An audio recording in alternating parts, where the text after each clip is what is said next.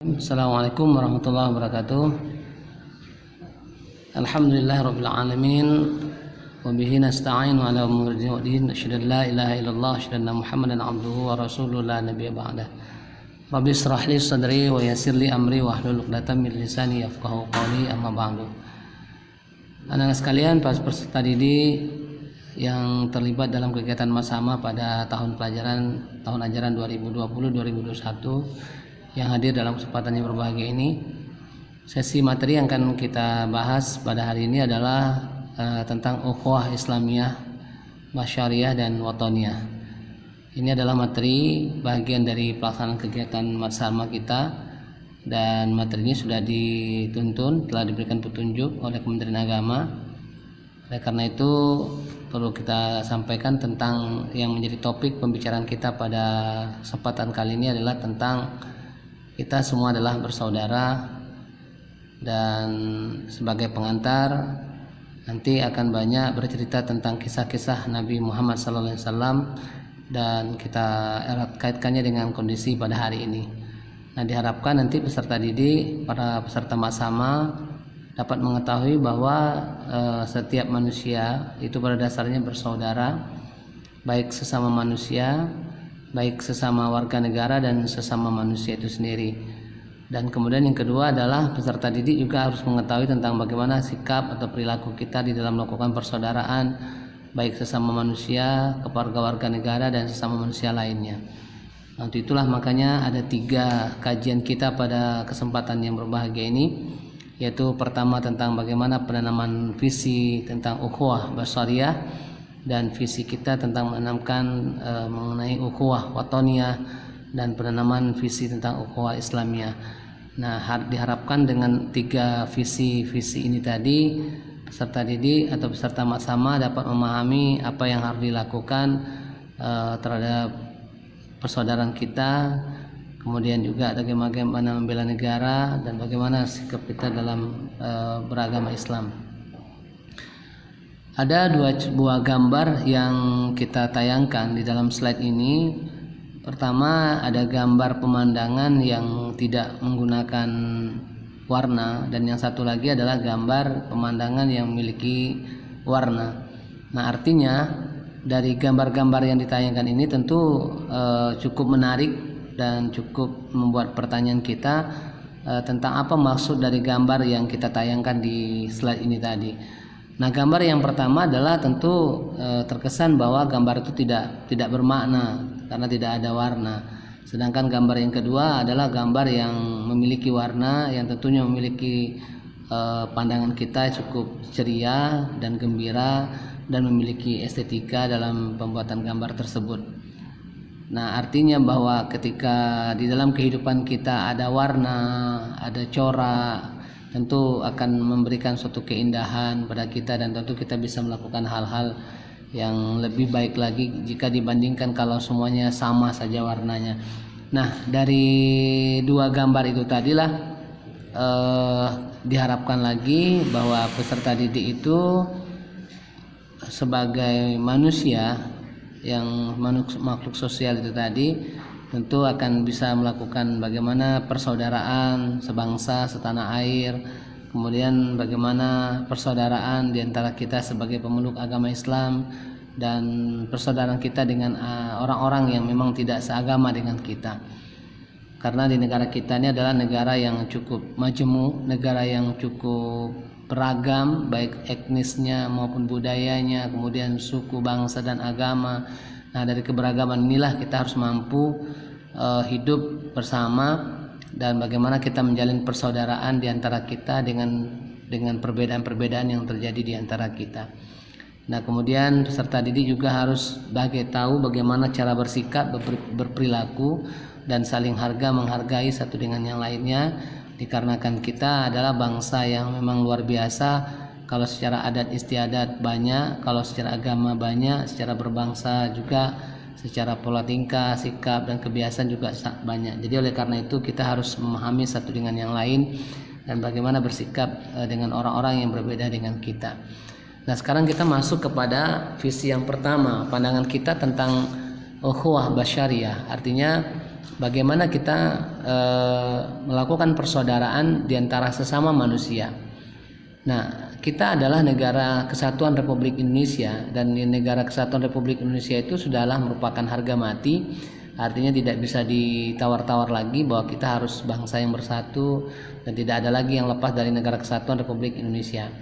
Nah, kita termasuk negara yang sangat besar karena terdiri dari bermacam-macam pulau, kemudian banyak suku, adat, ras, agama, etnis, dan yang lain-lainnya.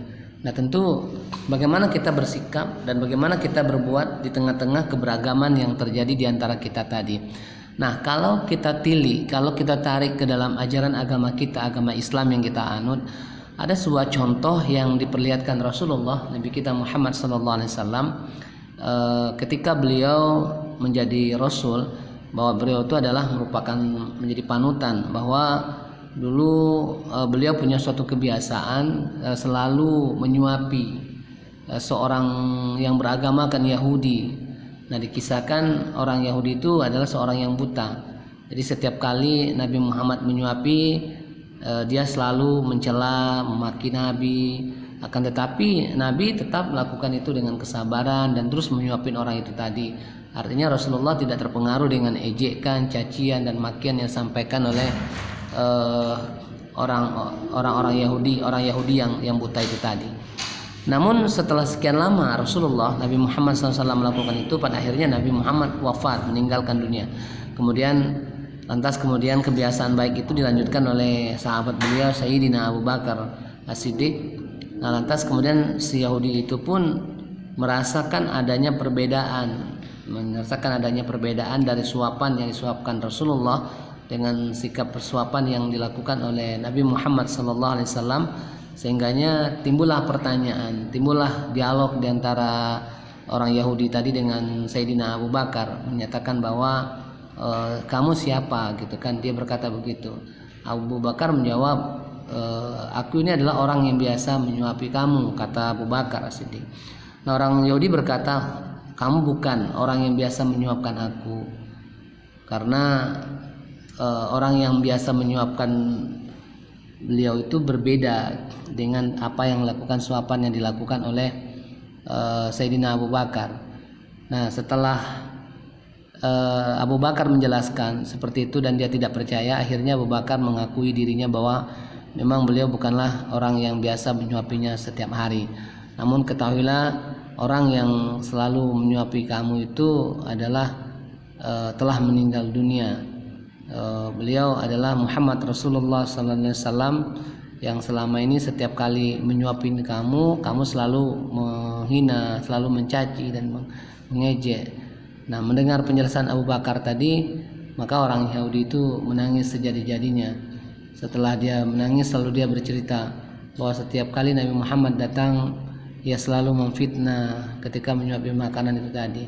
Nabi Muhammad dengan kelembutan makanannya terlebih dahulu menyuapi dia tadi. Setelah menyampaikan cerita orang Yahudi itu, lantas orang Yahudi kemudian masuk ke dalam agama Islam dengan mengucapkan 2 kalimat syahadat. Nah, anak-anak sekalian, dari kisah yang dilakukan Rasulullah Nabi Muhammad SAW tadi, artinya secara persaudaraan yang bukan sesama muslim, Rasulullah begitu peduli kepada orang-orang yang tidak seiman dan seagama dengan beliau. Nah, artinya bahwa ketika kita membantu orang, ketika kita menolong orang lain, maka memang kita tidak harus menanyakan dari sisi apakah dia seiman atau tidak seiman dengan kita, apakah dia seagama atau tidak seagama dengan kita, apakah dia satu daerah dengan kita atau tidak satu daerah dengan kita. Artinya kalau pada saat itu memang orang tersebut memang harus dibantu, harus diberikan pertolongan, maka kita lakukanlah pertolongan itu, dan itu tentunya tidak tidak dengan keterpaksaan, tapi dengan keikhlasan, dengan tulus gitu kan. Dan kita pun juga tidak berharap apakah dengan kita membantu itu akan mendapatkan pujian atau mendapatkan sanjungan atau tidak, apakah kita akan dihina, difitnah dan seterusnya. Namun prinsip inilah yang disampaikan Rasulullah, artinya berbuat baik kepada orang yang berbuat jahat. Di contohnya Nabi melakukan perbuatan baik dengan berbuat baik kepada orang yang berbuat jahat. Artinya ketika Nabi berbuat baik, lantas kemudian beliau dihina, beliau dicaci, beliau dijelek-jelekan, namun beliau terus melakukan hal itu. Nah, inilah satu hal yang luar biasa, akhlak Rasulullah SAW yang disampaikan kepada kita. Dan kalau hari ini kenapa orang berbuat baik kepada orang lain, itu dikarenakan orang itu berbuat baik kepada dirinya, wajar, seimbang, artinya impas lah, artinya dia berbuat baik dikarenakan dia berbuat baik, orang tadi berbuat baik. Malah justru sebaliknya, tentu tidak kurang etis kalau seandainya orang yang berbuat baik terus kita berbuat jahat kepada orang lain. Nah, sikap ini harus menjadi tauladan bagi kita, artinya di dalam persaudaraan sesama manusia kita harus cinta alam, kasih sayang kepada manusia, artinya alam kita harus jaga, manusia-manusia yang lain, makhluk Allah di muka bumi ini juga harus kita hormati dan kita jaga dan kita sayangi. Ini akhlak persaudaraan kita kepada sesama manusia, kepada alam. Artinya kita tidak boleh merusak, tidak boleh melakukan hal-hal yang akan menghancurkan alam dan manusia-manusia yang lain. Nah, kisah di atas adalah merupakan kisah yang sangat mulia. Dan almarhum Gus Dur, presiden yang pernah menjadi presiden RI, pernah mengingatkan kita bahwa ketika kita menolong seseorang tidak akan ditanya apa agamamu. Nah, dalam konteks bernegara kita berada di tengah-tengah masyarakat yang beragam artinya kata ada berbeda agama, berbeda suku, adat dan istiadatnya. Nah, oleh karena itu jangan kita tanya, Anda agama Anda apa, adat Anda apa, apakah sama atau tidak dengan saya. Maka ketika itu kalau memang kita ingin melakukan pertolongan, maka tolonglah mereka, tidak perlu menanyakan tentang siapa dan dari mana mereka. Nah, inilah akhlak, inilah persaudaraan yang harus kita lakukan sesama manusia, apalagi di negara kita yang memang cukup majemuk dan terdiri dari berbagai macam-macam beragam, baik adat istiadat maupun beragam dari sisi agama, kemudian kepercayaan, kemudian yang lain-lainnya, asalkan itu dalam rangka untuk kemaslahatan umat, maka kita lakukanlah persaudaraan di antara sesama manusia. Nah, kemudian yang kedua adalah visi ukhuwah watoniyah, artinya persaudaraan sesama warga negara. Nah, ini artinya sesama warga negara, Negara Kesatuan Republik Indonesia. Jadi kita adalah sesama warga negara yang tinggal di negara Indonesia, dan negara kita adalah negara NKRI, Negara Kesatuan Republik Indonesia. Dan kita tahu bahwa negara ini kita perjuangkan tidak hanya sebatas umat Islam saja, tapi ada umat-umat yang lain, ada agama Kristiani, ada orang Hindu, Buddha, dan ada agama-agama yang lain.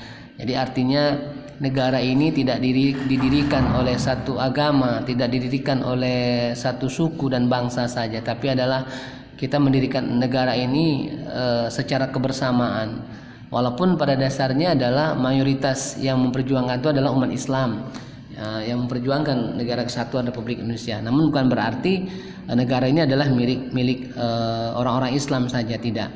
Nah, ini yang harus kita pahami, bagaimana persaudaraan kita selaku warga negara. Jadi hubul waton minal iman, jadi cinta tanah air. Kita harus cinta kepada tanah air kita, Indonesia, yang memang yang menjadi dasar negara kita bukanlah Al-Quran sebagai kitabnya orang Islam, dan tidaklah pula Injil, tidak pula lah Weda dan lain-lain. Artinya dikarenakan negara ini bukanlah negara milik suatu agama, tapi adalah negara milik seluruh umat yang ada di negara kesatuan ini tadi. Nah, untuk itu maka Pancasila adalah merupakan satu-satunya dasar negara yang bisa merekatkan seluruh masyarakat yang ada di negara ini tadi, di bangsa kita tadi. Karena kita tahu bahwa ketika para pendahulu kita dari berbagai suku, agama dan ras adat, mereka bersatu berjuang dari Sabang sampai Merauke, dari Pulau Sumatera, Pulau Jawa, Kalimantan, Sulawesi dan Irian, sama-sama bertempur, sama-sama menghadapi orang-orang Jepang dan orang-orang Belanda. Kita mengusir semua penjajah yang mencoba merusak negara kita. Nah, jadi bagi kita umat Islam ini adalah merupakan hubul waton, cinta tanah air kita. Kita harus menjaga negara kesatuan Republik Indonesia. Tapi bukan berarti ketika kita menyatakan kita adalah orang Islam, agama kita Islam, lantas kita ingin menerapkan pola-pola Islam di dalam berideologi. Tentu tidak. Islam adalah ajaran agama yang kita anut, Islam adalah keyakinan yang kita anut, dan itu adalah merupakan tuntunan dalam rangka kita beragama. Sementara kalau kita bernegara kesatuan Republik Indonesia, maka patokan kita yang menjadi pegangan kita adalah Pancasila. Pancasila itu adalah harga mati, dan Pancasila itu sudah final. Artinya tidak lagi dipertentangkan, tidak lagi dipertanyakan apa tidak betul tidaknya dan seterusnya itu tadi. Karena di dalam Pancasila sudah tercantum adanya sila ketuhanan yang Maha Esa, ada sila kemanusiaan yang adil dan beradab, ada sila persatuan Indonesia, ada kerakyatan yang dipimpin oleh hikmat kebijaksanaan dalam permusyawaratan perwakilan, dan ada sila keadilan sosial bagi seluruh rakyat Indonesia. Nah, artinya di dalam sila-sila itu tadi sudah memberikan suatu pembelajaran kepada kita bahwa sebagai umat, sebagai manusia yang tinggal di negara kesatuan Republik Indonesia, maka pijakan kita itu adalah Pancasila sebagai ini, agar supaya persaudaraan sesama di antara kita itu terjalin. Artinya tidak mengemukakan agama satu dengan agama yang lain, adat satu dengan adat yang lain. Nah, ini visi kita dalam rangka ukhuwah watoniyah, artinya persaudaraan sesama warga negara. Nah, lihatlah wilayah kita, wilayah negara kita dari Sabang sampai Merauke terdiri dari pulau-pulau. Ada Pulau Sumatera, Pulau Kalimantan, kemudian Pulau Sulawesi, Pulau Jawa, kemudian ada Kepulauan Maluku, dan ada Irian Jaya. Itu adalah wilayah kita, dan itu semua ada suku bangsa, ada bahasa, ada agama yang berbeda. Nah, kalaulah bukan kita, siapa lagi yang akan menjaga negara kesatuan Republik Indonesia ini tadi? Dan kalaulah tidak Pancasila, tentu tidak akan bisa menyatukan wilayah kesatuan Republik Indonesia. Jadi wilayah negara kita harus kita jaga dari niat-niat orang lain untuk merebut atau menghancurkan negara ini. Anak-anak sekalian, peserta Marsama yang kami hormati, kita akan masuk kepada visi yang ketiga, yaitu visi tentang ukhuwah Islamiyah, artinya persaudaraan sesama Muslim. Nah, ini adalah artinya sesama kita umat Islam, kita seagama, seakidah, sekeyakinan. Walaupun sebenarnya di dalam agama Islam juga sering kita lihat banyak perbedaan-perbedaan juga, perbedaan paham, kemudian perbedaan dalam rangka memahami konteks-konteks ayat-ayat yang disampaikan oleh Rasulullah SAW kemudian kepada kita. Nah, sehingganya yang menjadi kata kunci di dalam visi ukhuwah Islamiyah ini, persaudaraan sesama Muslim tadi, adalah kalimat innamal mu'minuna ikhwah. Artinya kita sesama mukmin itu bersaudara. Nah, kalimat innamal mu'minuna ikhwah inilah yang harus kita jaga. Nah, banyak di dalam hadis-hadis Rasulullah sallallahu alaihi wasallam menyampaikan tentang bagaimana perumpamaan persaudaraan sesama Muslim. Artinya Rasulullah pernah memberikan suatu perbandingan atau memberikan satu gambaran iktibarnya atau perumpamaannya itu bisa memperbandingkan bagaikan satu batang tubuh, yang artinya kalau satu yang merasakan sakit maka seluruhnya akan merasakan sakit. Nah, begitu persaudaraan. Artinya kalau misalnya kaki yang kena duri, tentu mata mengeluarkan air mata, kemudian lisan mengucapkan perih, begitu dan seterusnya. Nah, inilah yang dimaksudkan ukhuwah Islamiyah atau persaudaraan sesama di antara kita sesama Muslim. Dan pernah juga Rasulullah memberikan suatu suatu perumpamaan itu bagaikan suatu bangunan menguatkan satu dengan yang lainnya, dan artinya satu di antara itu tidak bisa mengklaim dirinya bahwa dialah paling penting di dalam kokoh tidak kokohnya sebuah bangunan. Misalnya pasir tidak bisa mengatakan kami yang paling terpenting di dalam kokoh tidak kokohnya sebuah bangunan, atau semen juga begitu, atau besi juga tidak begitu. Dan artinya memang inilah keterkaitan satu dengan lain, artinya saling menguatkan, saling mengokohkan. Nah, ini yang harus kita tumbuhkan di dalam diri kita, bahwa innamal mu'minuna ikhwah, bahwa kita adalah sama Muslim itu adalah bersaudara. Nah, artinya kita harus bisa merasakan itu tadi. Belum dikatakan beriman seseorang manakala dia belum mencintai orang lain. Itu bagaimana dia mencintai dirinya sendiri. Nah, inilah kira-kira pesan Rasulullah SAW kepada kita yang sangat jelas, sangat gamblang, bahwa sama muslim itu adalah bersaudara. Hanya kadang-kadang kita terpecah-pecah, kita terpilah-pilah, bahkan kita bisa saling tidak tegur sapa satu dengan lain hanya dikarenakan berbeda mazhab, berbeda pandangan.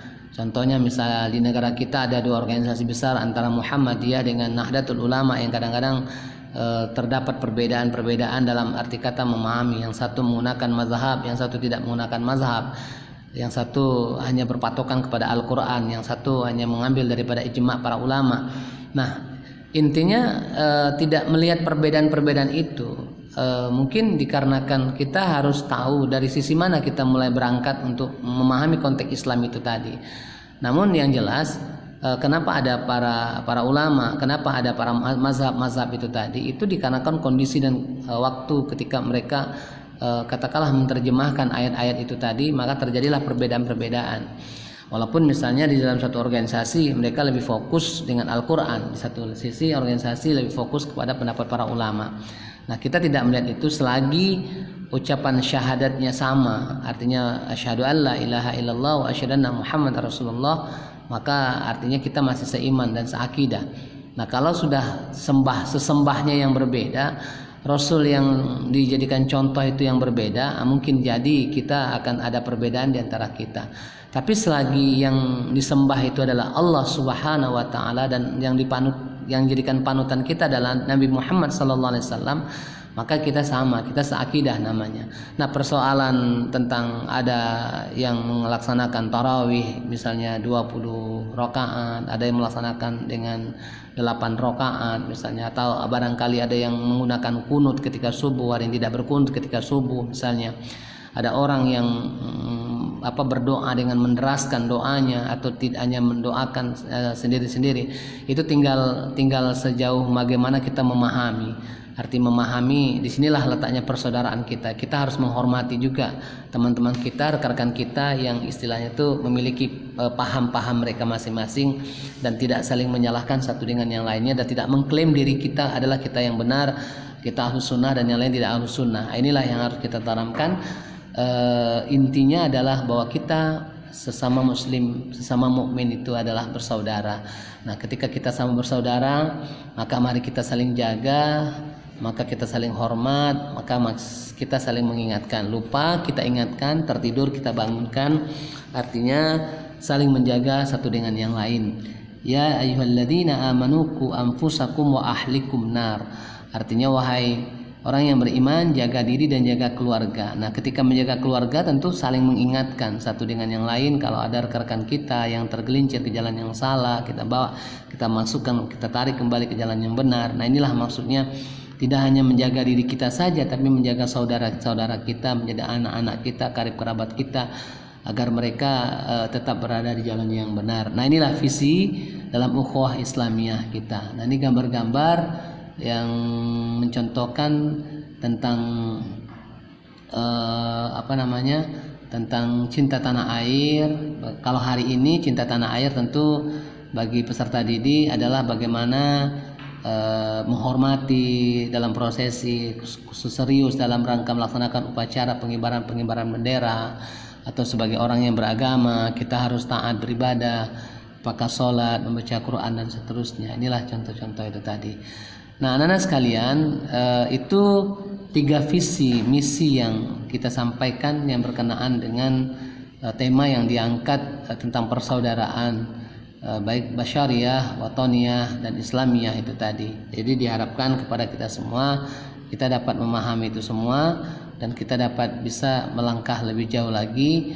Nah, artinya apalagi kalau kita sekolah belajar di Madrasah Aliyah Negeri 3 Kota Jambi, artinya di situ kita akan bertemu dengan konteks keindonesiaan, dengan mata pelajaran umum seperti PPKN, sejarah Indonesia, bahasa Indonesia, dan itu adalah konteks kenegaraan.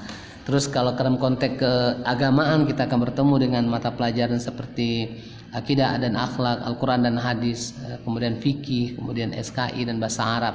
Itu konteks itu tadi. Nah sekarang untuk lebih memperdalam tentang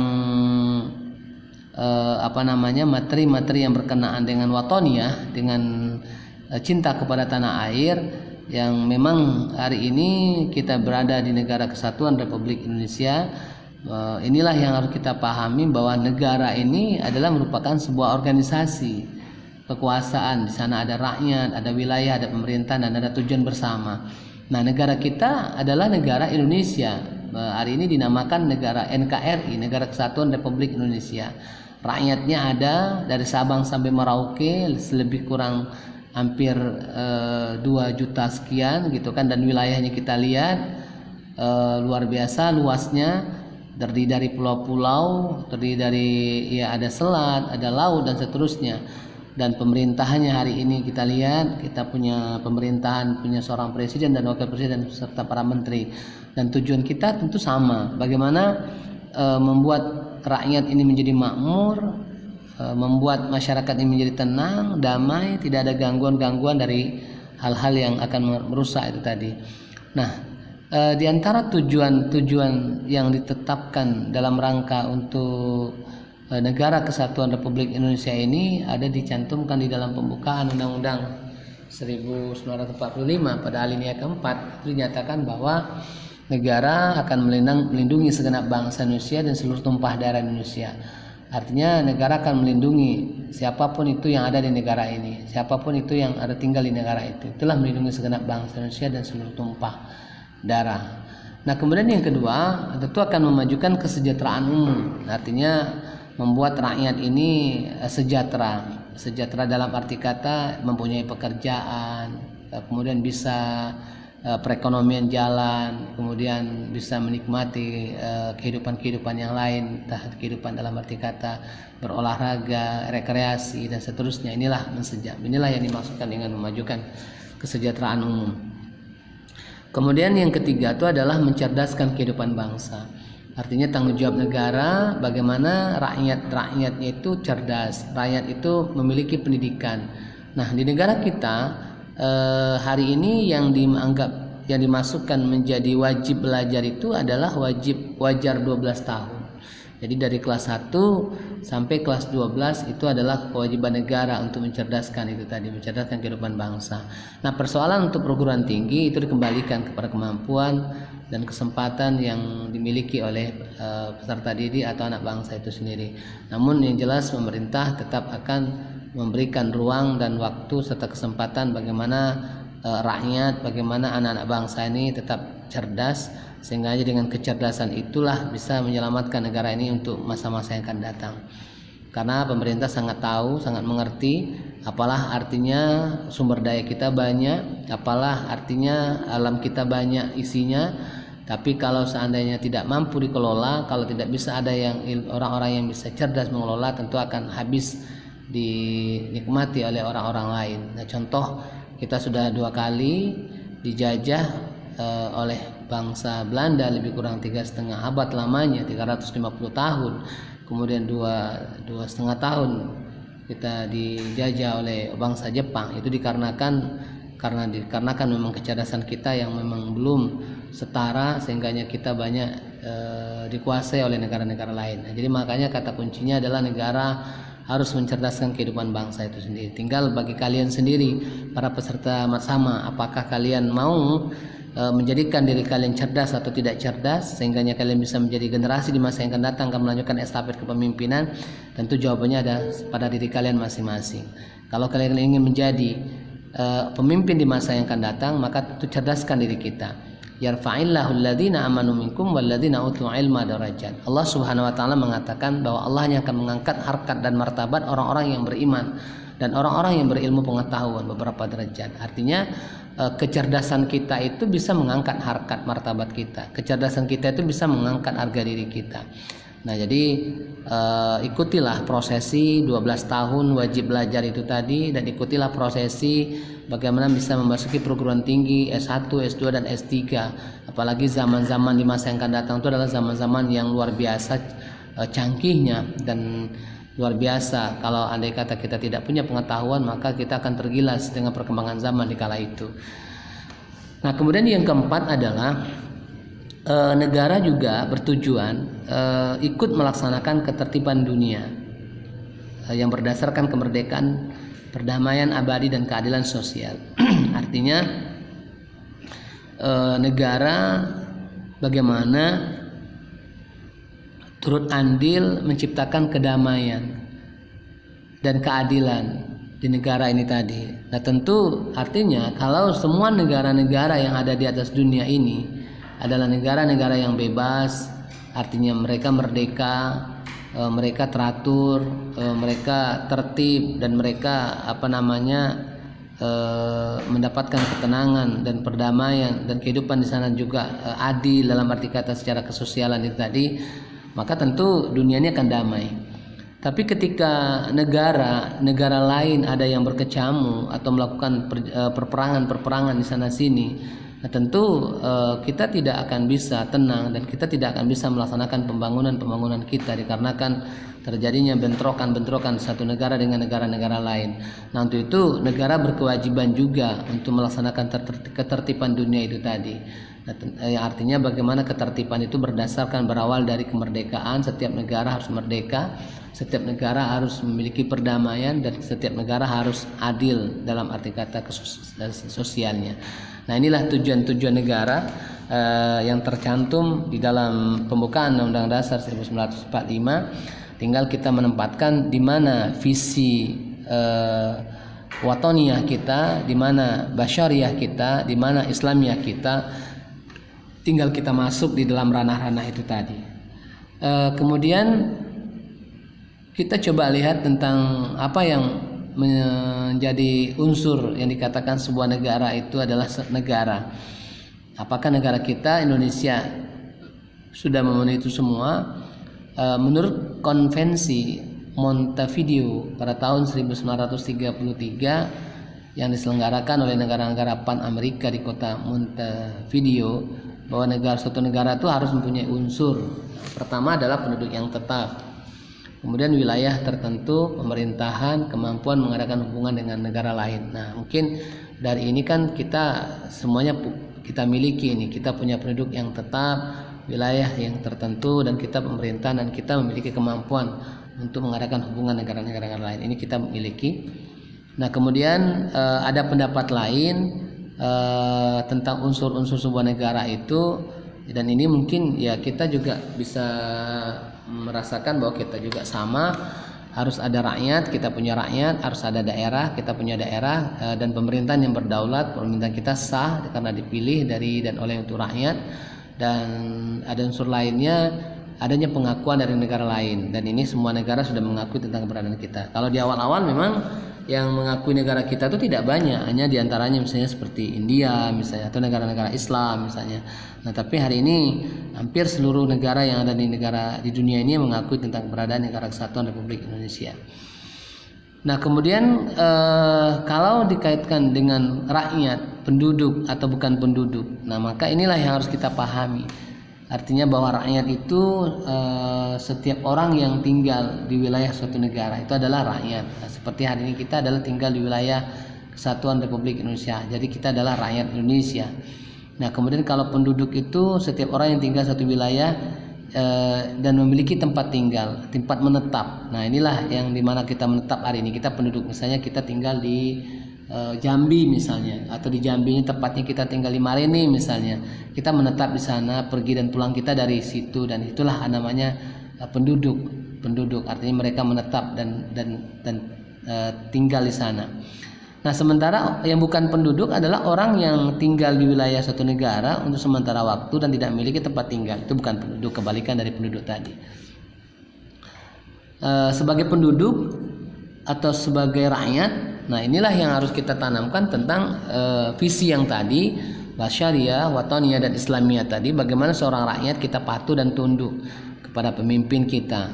Ati'ullaha wa ati'ur rasul ulil amri minkum. Artinya kita harus taat perintah Allah, taati perintah Rasul, dan patuhi pemimpin. Nah, sebagai rakyat dan sebagai penduduk kita harus patuh kepada pemimpin kita. Pemimpin dalam hal ini kalau di suatu wilayah kecamatan ada camat, di suatu wilayah kota dan wali kota, kota Madia itu adalah kabupaten adalah wali kota atau mungkin bupati, atau secara wilayah provinsi ada gubernur, secara negara ada presiden, dan tentunya di sana ada aturan-aturan dan ketentuan-ketentuan. Nah, sebagai rakyat kita harus mematuhi itu semuanya, apa-apa yang disiapkan itu tadi.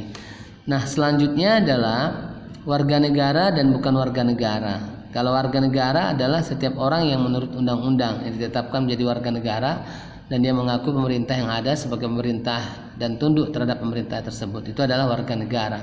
Jadi mereka patuh kepada undang-undang. Nah, ini dalam rangka wa ulil amri minkum, patuh kepada pemimpin. Nah, pemimpin tentu yang membuat undang-undang tentu adalah DPR bersama presiden.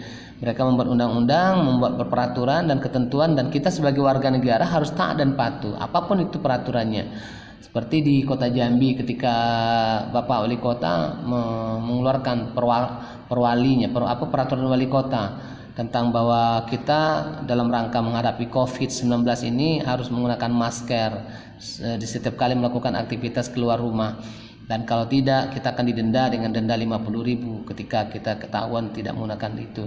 Nah, sebagai warga negara tentu kita harus taat dan patuh kepada undang-undang dan perundangan itu tadi. Nah, inilah bukti daripada ulil amri minkum, taat kepada pemimpin kita. Nah, kalau bukan warga negara adalah orang yang memang tidak menetap di wilayah itu dan mereka tidak perlu tunduk kepada pemerintah yang ada di kala itu. Nah, tapi tentu kalau mereka masuk ke negara orang lain, tentu ya mereka harus ikuti juga tata tertib dan aturan main. Tidak mungkin dan tidak boleh dia melakukan hal-hal yang anarkis di negara lain. Nah, ini yang dimaksud yang warga negara dan yang bukan warga negara. Kemudian wilayah suatu negara. Mana yang dikatakan wilayah suatu negara? Wilayah sebuah negara itu adalah tempat di mana rakyat suatu negara tinggal. Jadi dengan batas-batas wilayah terdiri misalnya berbatas dengan darat, berbatas dengan laut dan udara. Nah, termasuk negara kita, negara Indonesia, tentu ada batas daratnya di mana, batas lautnya di mana, dan batas udaranya di mana. Dan tentunya tujuannya lain tidak adalah negara-negara lain tidak boleh mencaplok, negara-negara lain tidak boleh mengganggu, negara-negara lain tidak boleh mengambil alih apapun itu ketika itu adalah wilayah negara orang lain. Nah, sekarang misalnya yang sering diperebutkan itu ada beberapa pulau yang saling klaim gitu kan, mengatakan oh ini adalah pulau kami, ini adalah negara kami, ini adalah punya kami. Nah, ini harus dijelaskan mana batas-batas wilayah kita, darat, laut, udara, supaya jangan sampai ada negara-negara lain yang mencoba untuk mengambil alih. Seperti Pulau Natuna misalnya, ini kadang-kadang ada orang Cina mengaku memiliki dan negara-negara lain juga mengaku. Nah, inilah yang harus dijelaskan. Nah, batas wilayah satu negara itu tentu ya harus dibuat satu perjanjian dengan negara-negara lain gitu kan, mana batas alamnya di mana misalnya kita dengan Malaysia, kita dengan Singapura, kita dengan Papua Nugini, misalnya kita dengan negara Australia misalnya, itu kita harus buat batas-batas alamnya mana.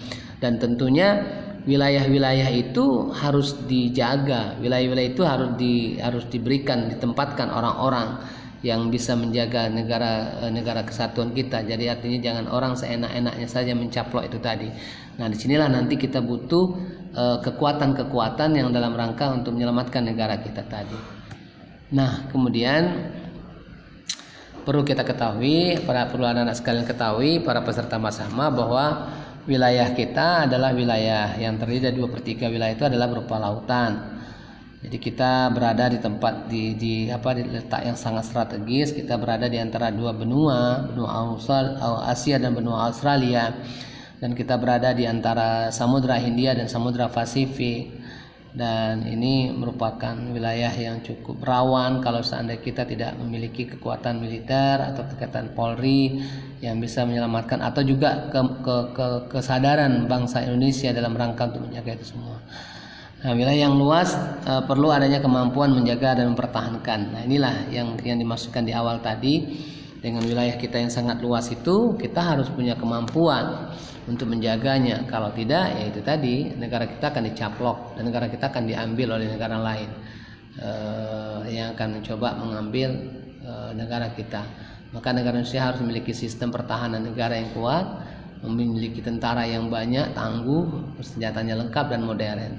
Dan kita anak-anak sekalian perlu ikut andil, berpartisipasi sebagai warga negara, bagaimana untuk bertanggung jawab menjaga kesatuan Republik Indonesia ini tadi. Dan kita tidak boleh membiarkan orang mencaplok, walaupun misalnya sudah ada kekuatan yang diberikan mandat untuk itu semua, misalnya kepada Tentara Nasional Indonesia melalui Angkatan Daratnya, kemudian melalui Angkatan Udaranya, melalui Angkatan Lautnya. Namun kita sebagai warga negara kesatuan Republik Indonesia berkewajiban untuk partisipasi kita dalam membantu tentara-tentara kita, membantu para Angkatan Laut, Angkatan Udara dan Angkatan Darat kita, agar mereka bisa. Dan atau mungkin bagi anak-anak sekalian nanti ada yang berkeinginan menjadi Angkatan Darat atau Angkatan Udara, Angkatan Laut, bisa bergabung. Dan ini adalah merupakan wujud dari visi kita yang pertama tadi, adalah persaudaraan untuk menjaga negara kesatuan. Inilah yang namanya hubul watan minal iman, menjaga tanah air adalah merupakan sebagian daripada iman. Inilah yang dinamakan bela negara. Walaupun kita tidak sama dengan negara-negara barat, misalnya negara-negara Amerika Serikat yang harus ada kalimat kata-kata wajib militer, tapi bagi kita bagaimanapun juga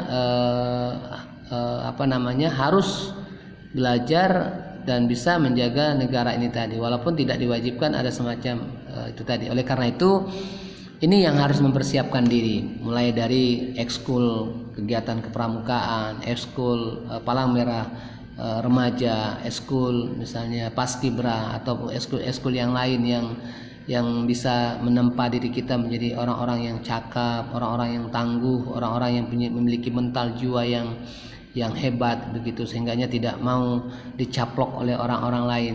Nah, inilah yang harus menjadi kewajiban kami para guru, para ustadz yang ada di sini, menghantarkan kalian dengan karakter-karakter seperti itu. Artinya seorang peserta didik yang memiliki kemampuan intelektualnya, memiliki kemampuan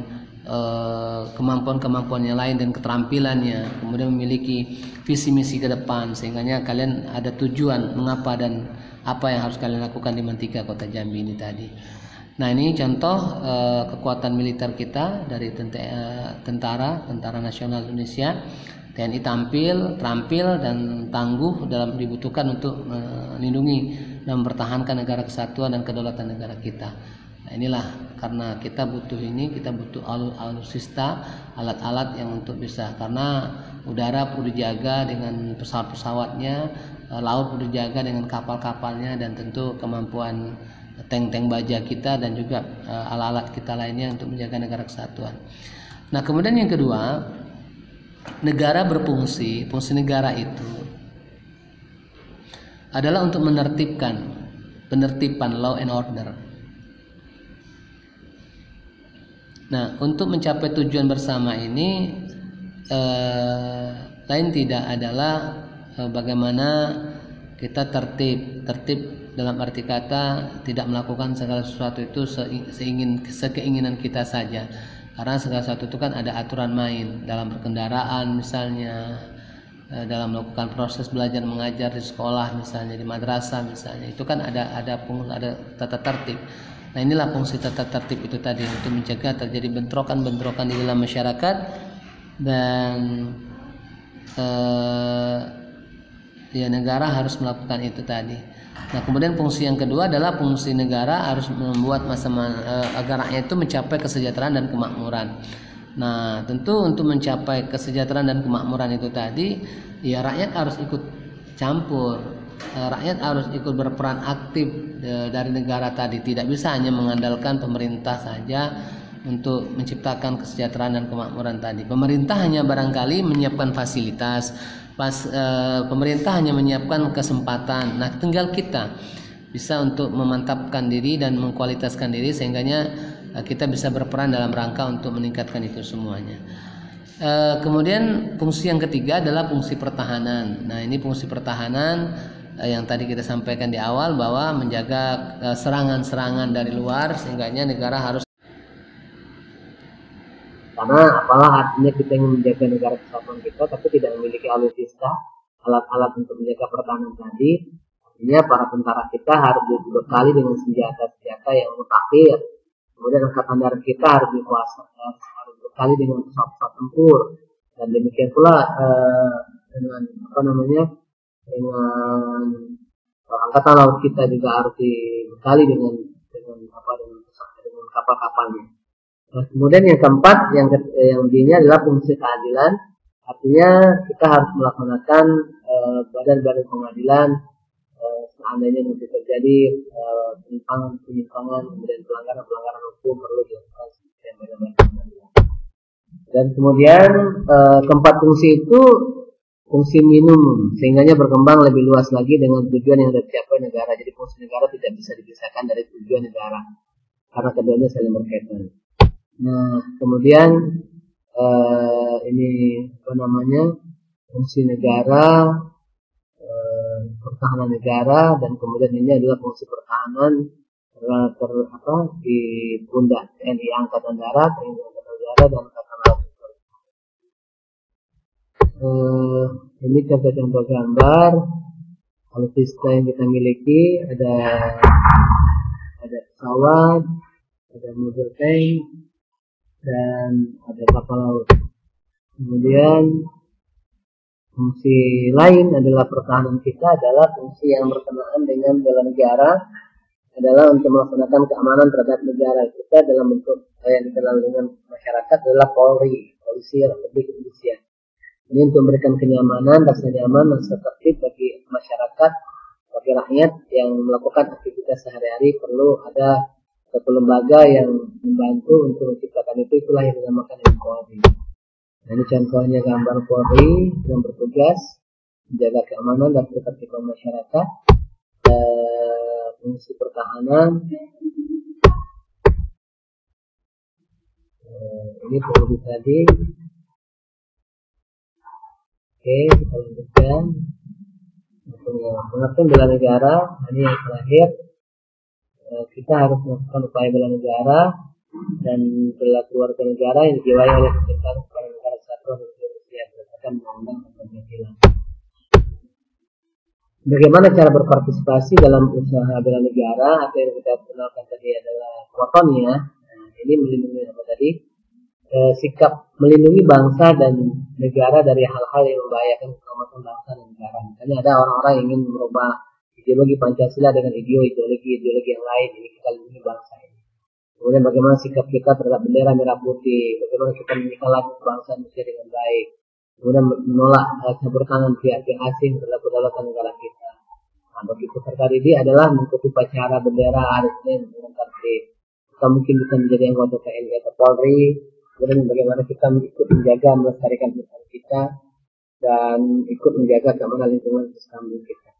Nah, ini cara-cara kita melakukan bela negara atau keluarga dengan iman dan anak-anak sekalian, partisipasi warga dalam bela negara ini yang dapat dilihat dibentuk secara berorganisasi, misalnya ada kelas sekarang, barisan cadangan, pasukan gerilya, kalau organisasi pelajar atau organisasi yang lain, misalnya kepramukaan, Ansip, Wandra, gitu kan. Dan seorang tokoh nasional yang bernama Abdul Ghani pernah menyatakan bahwa tidak akan terjadi stabilitas tanpa kemakmuran, tidak akan terjadi kemakmuran tanpa keamanan. Jadi artinya stabilitas ini akan terjalin dengan baik, kita akan aman, kita akan tenang, kita akan stabil kondisi keamanan kita kalau misalnya rakyat kita itu makmur. Tapi kalau ketika kemiskinan yang terjadi, maka tentu akan terjadilah kericuhan, bentrokan, huru-hara dan seterusnya. Nah, tidak akan terjadilah kemakmuran tanpa keamanan. Jadi artinya kita bisa makmur kalau kita aman. Kenapa? Karena bagaimana orang ingin mencari kehidupan ekonomi kalau di tengah-tengah orang sedang melakukan pergolakan seterusnya. Jadi artinya rentetannya kita akan bisa stabil manakala kita makmur. Kemakmuran akan bisa terjadi manakala kita aman gitu. Jadi kita tidak akan makmur kalau kita tidak aman. Kita tidak akan stabil manakala kita tidak aman. Sementara menurut Kunto Pustanto Anggoro, pertahanan nasional tidak hanya terbatas pada militer, tapi juga keamanan di lingkungan, keamanan pangan, energi dan ekonomi. Itu. Dan beberapa alasan mengapa upaya pembela negara penting dilakukan oleh setiap warga negara, diantaranya adalah untuk mempertahankan negara, itu tujuan. Yang kedua, untuk menjaga keutuhan wilayah negara kesatuan Republik Indonesia, merupakan panggilan sejarah dan kemudian merupakan kewajiban setiap warga negara. Nah, ini alasan mengapa kita harus melakukan pembelaan terhadap negara kita. Kemudian alasan-alasan penting usaha pembelaan terhadap negara dapat dihubungi dengan pertama adalah teori fungsi negara, unsur-unsur negara, aspek sejarah, perjuangan bangsa, dan peraturan perundang-undangan tentang kewajiban bela negara. Di dasarnya, dan kalau dalam agama Islam, ketika sudah disampaikan di awal bahwa hubul waton dengan iman, kita cinta kepada tanah air itu adalah bagian dari pada iman. Ini dasar-dasar hukum bela negara kita teruskan. Kemudian ini bentuk-bentuk bela negara diatur dalam undang-undang RI nomor 3 pasal 9 bahwa kesertaan warga negara dalam usaha pembelaan negara melalui pendidikan kewarganegaraan, melalui dasar pemilitaran secara wajib, mengambil sebagai prajurit, tentara nasional, dan secara profesi.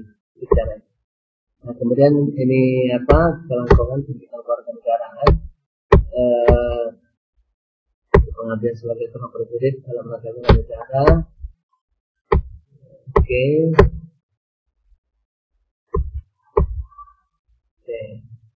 Nah, ini kalau yang dimaksud dengan ancaman. Jadi ancaman setiap usaha dan kegiatan baik dari negeri maupun luar negeri dinilai membahayakan kedaulatan negara dan keutuhan wilayah negara dan keselamatan segenap bangsa. Ini sudah merupakan ancaman namanya. Artinya kalau ada usaha-usaha orang atau usaha-usaha suatu organisasi baik itu di dalam negeri kita maupun dari luar negeri, itu dianggap adalah ancaman. Kalau ancaman militer itu ya orang yang menggunakan kekuatan senjata dan terorganisasi, ini dianggap senjata secara militer.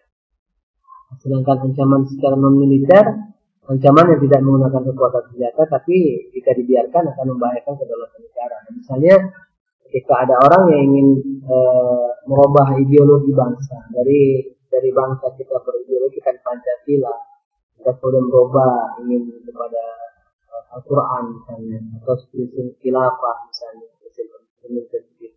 ini termasuk ancaman non militer, artinya bisa membahayakan keutuhan bangsa, atau mungkin orang ingin merubah aturan-aturan yang sudah ada kemudian dirubah kepada hal yang lain. Nah, yang paling terpenting itu seperti ideologi komunis misalnya, itu kan kalau ada niat orang seperti itu sudah merupakan ancaman yang disebut non militer namanya. Jadi kita harus menjaga negara ini dari ancaman seperti itu. Kalau ancaman militer yang dapat berbentuk itu diantaranya adalah agresi merupakan penggunaan kekuatan senjata oleh negara lain. Ini terjadi pada tahun 47 dan 49. Itu adalah agresi yang dilakukan oleh Belanda ke negara kita yang menggunakan persenjataan, dan itu kita harus menyelamatkan bangsa kita.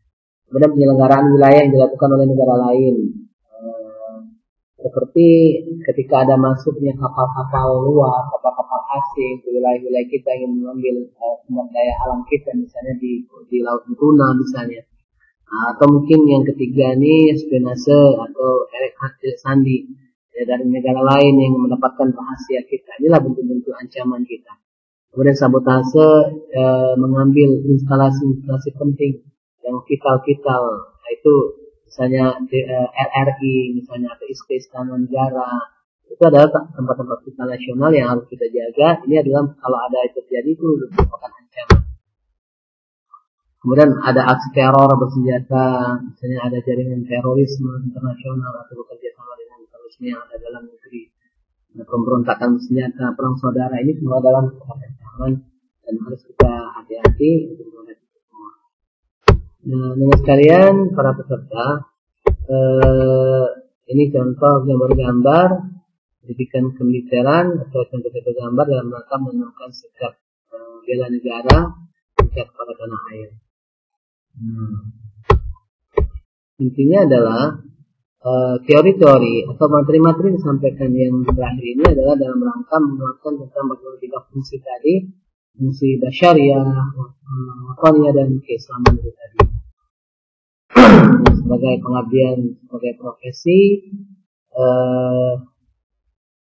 dijelaskan mempunyai profesi tertentu kepentingan pertahanan negara termasuk dalam mengulangi dan memperkecil akibat yang ditimbulkan oleh perang, bencana atau bencana alam. Ini kalau ada yang memiliki profesi di bidang itu, jadi kita mengantisipasi misalnya dalam bencana alam, kemudian perperangan yang akan ditimbulkan. Dan inilah harus kita bantu kalau seandainya dalam sisi profesi yang kita miliki. Nah, misalnya petugas PMI, para medis, para tim SAR, Polri, dan petugas bantuan sosial lainnya adalah contoh yang profesi. Nah, ini Linmas, Perlindungan Masyarakat, Ansip, Linmas. Beberapa Linmas adalah merupakan pengembangan kegiatan pemilu. Ini ancaman non-militer. Oke. Nah, pada dasarnya setiap warga negara dapat berpartisipasi dalam upaya bela negara, seperti profesinya masing-masing. Guru mengajar, mencerdaskan anak bangsa, dokter perawat, bidan bekerja untuk mewujudkan masyarakat yang sehat, pedagang bekerja mendistribusikan barang-barang kebutuhan masyarakat, petani dan nelayan bekerja untuk menghasilkan barang-barang kebutuhan pangan. Sopir bekerja mengantarkan sesuai. Inilah wujud-wujud bela negara. Sementara kalian sebagai peserta didik belajarlah dengan baik, belajarlah dengan sungguh-sungguh dan cerdaskan diri kita masing-masing. Kemudian inilah yang akan menjadi petani di sawah. Nah, ini para nelayan dalam rangka untuk menjaga negara kesatuan Republik Indonesia. Jadi intinya adalah masing-masing kita masyarakat yang ada di negara kesatuan Republik Indonesia ini, dari profesi-profesi yang kita miliki, kita wajib untuk melakukan bela negara. Dan terakhir, terima kasih atas perhatiannya, diucapkan terima kasih dan mudah-mudahan bermanfaat. Dan akhirnya mari kita ucapkan alhamdulillah, alhamdulillahirabbil alamin. Wassalamualaikum warahmatullahi wabarakatuh.